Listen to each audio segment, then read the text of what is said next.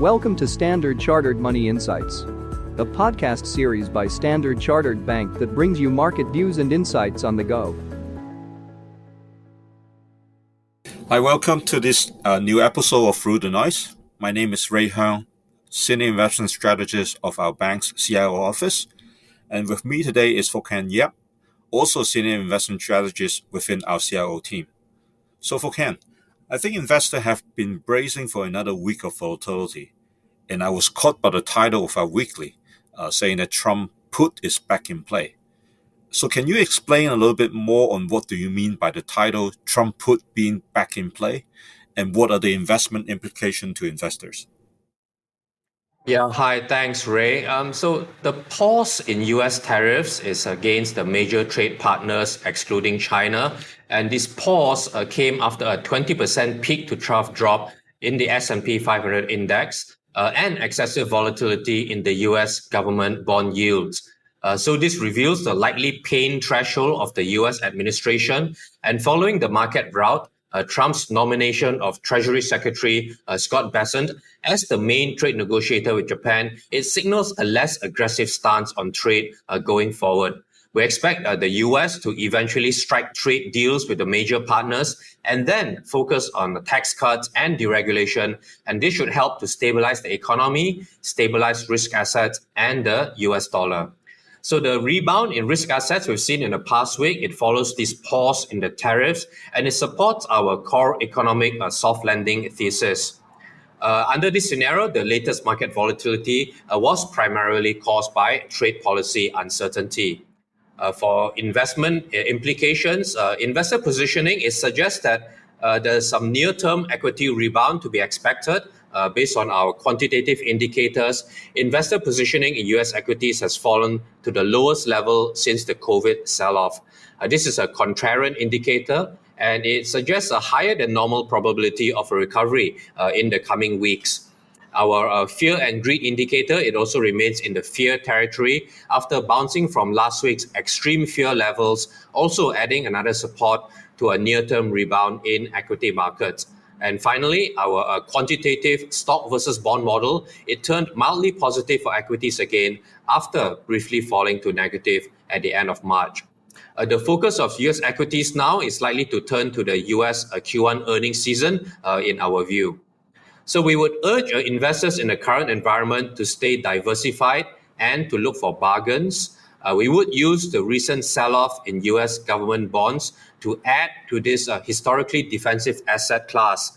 We see the US 10-year government bond yields falling towards the 4 to 4.25% range in the next 12 months. So the latest rebound in yields, which has brought them back to the end March levels, it was mainly driven by technical factors, which are likely to fade as the authorities take steps to boost market liquidity. And then with gold as well, gold is the best major performing asset class this year and in the past 2 years. And gold appears overbought to us with stretched investor positioning. So this raises the risk of a near-term correction. And investors who are under-allocated to gold, they could consider such a correction as an opportunity to add exposure, given sustained demand from emerging market central banks and gold's track record as a hedge against a stagflation risk. Thanks, Fook Hien. Very, very comprehensive overview. I just want to focus a little bit more on some of the asset class. In particular, you just mentioned about US equity and its Q1 earnings right now. What can you infer from the major US bank earnings and other companies that have reported results so far for us? Yeah, sure. I mean, the US earnings season, it is still in its early days. We've only seen 9% of the S&P 500 companies are reported so far, according to Bloomberg. But within the financial sector, 21% of companies have reported results, including the major banks, as you say, and they're delivering a solid 9.2% positive earnings surprise. There's been strong performance in the capital markets, especially in equity trading for the banks.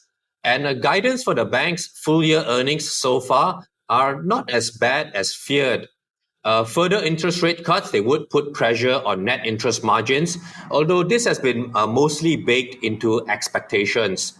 Against that, a loan growth can provide some offset to the interest margin pressure.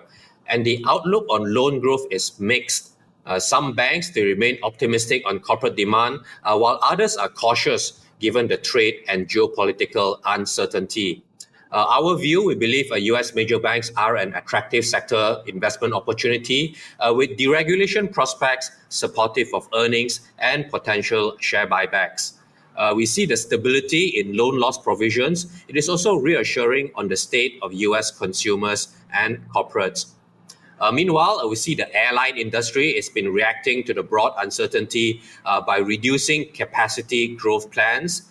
We've seen semiconductor companies, they are flagging the negative impact of US export restrictions and tariff uncertainties.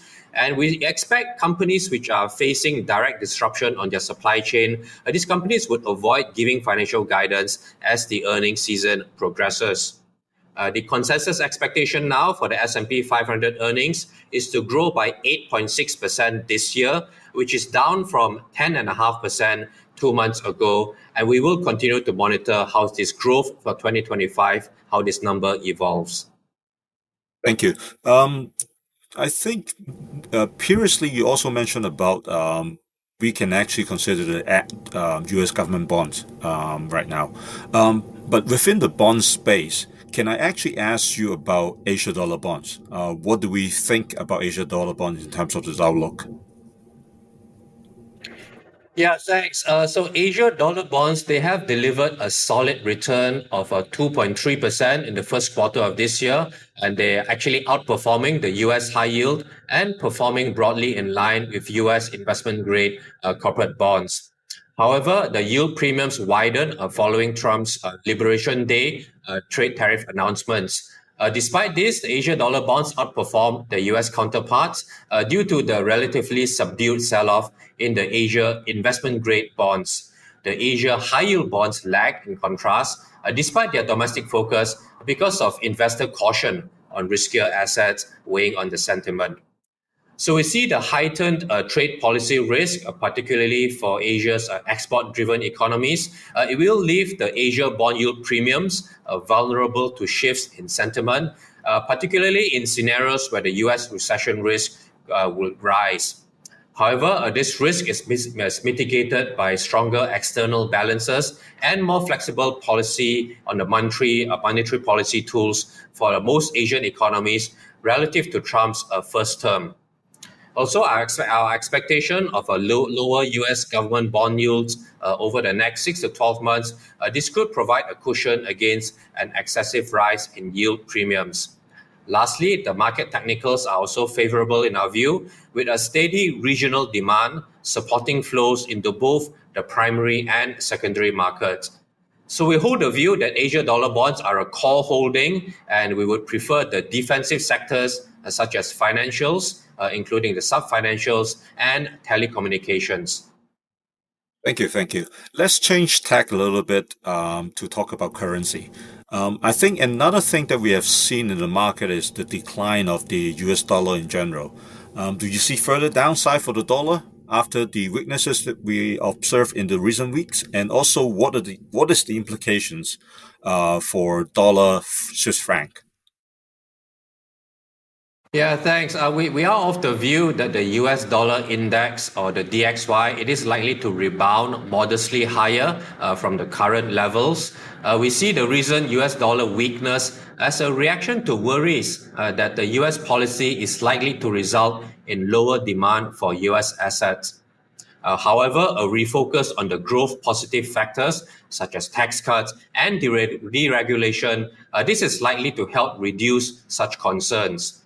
We also find it interesting that despite several days of downward pressure, the DXY index for US dollar, it has not firmly broken below 99, suggesting that this post-2021 range of 100 to 110, this range remains intact, and a test of resistance around 101.3 is likely in the short term in our view.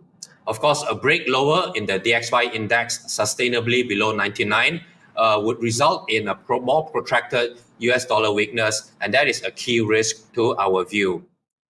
We've seen a 7% fall in the US dollar to the Swiss franc since early April. which is likely a result of both the recent greenback weakness and also safe haven demand for the Swiss franc. However, we are of the view that the further downside appears limited for now. The Swiss yields are now at the lowest amongst the G7 world, and immediate safe haven demand appears to be abating. So technically, the pair has been in oversold territory since the start of the month. So we would expect a gradual rebound in the US dollar to Swiss franc over the coming trading sessions, with initial support at 0.8 and a significant resistance around 0.862. Thank you, Fook Hien, for your comprehensive coverage.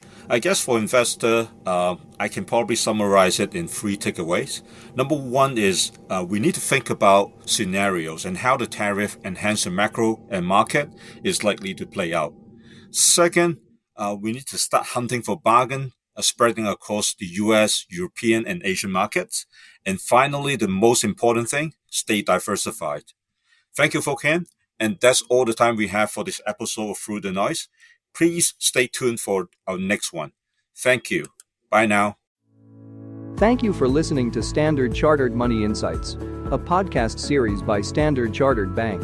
For more details, visit Market Views on the Go on our website or click the link in the description.